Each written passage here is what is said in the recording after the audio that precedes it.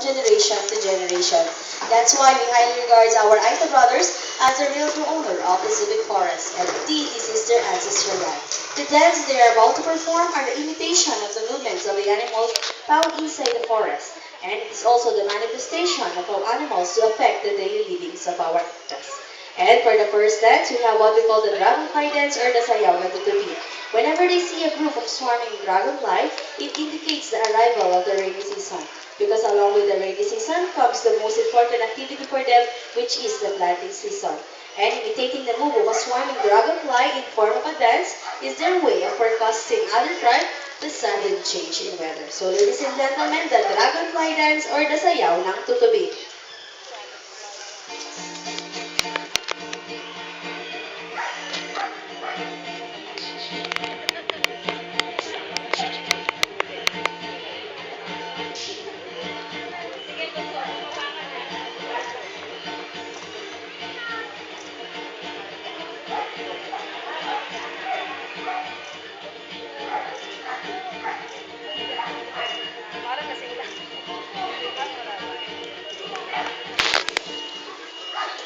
And that is that monkeys are the best hunter in the wild, and no other animals in the forest can match the ability of the monkey in terms of hunting and foraging.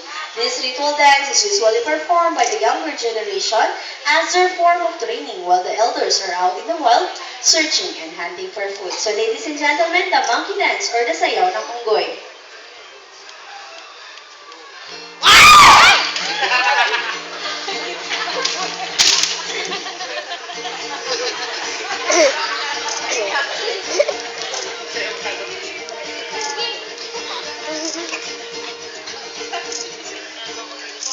And that is our monkey day, the Pinamayani, or war dance, to ask the guidance of their God called Apo Namalyari to guide him into a victorious battle or to somehow resolve the conflict in a peaceful manner. So ladies and gentlemen, the Pinabayani or war dance.